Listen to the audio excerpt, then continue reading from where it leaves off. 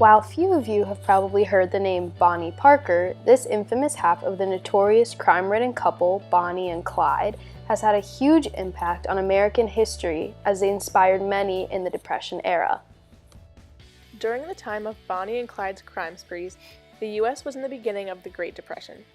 Most of the country was poor, with wealth very concentrated amongst a small percent of the population. This left the rest of the country upset at the lack of flowing wealth, as well as angry at the banking system for losing all of their money. The Depression allowed for Bonnie and Clyde to rise to fame, as the time period had an anti-government atmosphere, especially pertaining to banking. Enter Bonnie Parker, a poor, small-town woman who got swept into a life of crime by Clyde Barrow. She found herself involved in crimes such as robberies of mom-and-pop gas stations, as well as larger bank robberies. The bank robberies were what they were most famous for, as the public was already upset with banks and Bonnie and Clyde seemed to avenge them.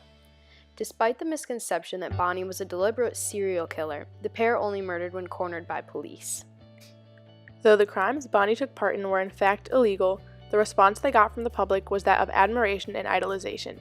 Their exploits were made very public due to the media coverage they received. The image of Bonnie and Clyde was romanticized through media coverage as their crime sprees were mentioned in the newspapers, which helped increase the sales of newspaper companies that were struggling. The media found so much interest in this duo, partly because they were an unmarried, attractive couple running from the law, and even going as far as posing for pictures in newspapers, causing public interest to rise. Although in reality Bonnie and Clyde were killers out of panic and never stole any extreme amounts of money, newspapers wrote that they did and the public loved it, were entertained, and were given a renewed sense of hope in the country's ability to spread wealth from the rich to the poor. In this way, Bonnie and Clyde were compared to Robin Hood.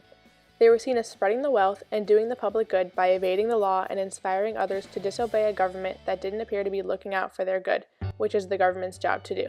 Since the government at the time wasn't doing anything to pull America out of depression, the people used figures such as Bonnie Parker to help inspire them to rebel for their own good against laws that didn't appear to get the common person out of poverty. The way that Bonnie inspired people to take a stand against corruption amongst banks, the wealthy minority, and the government was what left a lasting impact.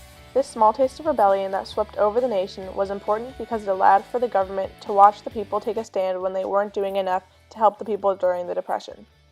In a sense, this is what Americans were meant to do, keep the government in check. By allowing Americans to die from starvation and poverty, many believed the government was violating their side of the social contract, which, in the popular opinion of the time, gave the people the right to violate it in order to restore justice. The idea of violent protest against the government, as Bonnie Parker displays, is seen throughout history, starting with acts such as the Boston Tea Party, where colonists threw thousands of dollars worth of tea into Boston Harbor, and leading into movements such as the Black Power movement, in which African Americans used violence to prove that they wouldn't stand for injustice any longer. Bonnie Parker's acts of robbery against the government can compare to these historical acts of protest because all these events were inspiring to common people who felt misrepresented and felt that the government could do something about it, but wasn't. Bonnie Parker's lasting impact was that she was a figure that taught the government not to forget about those who weren't in power, because in the end, the government could fight off small acts of rebellion like star-crossed lovers serial robbing, but not the larger-scale movements that followed.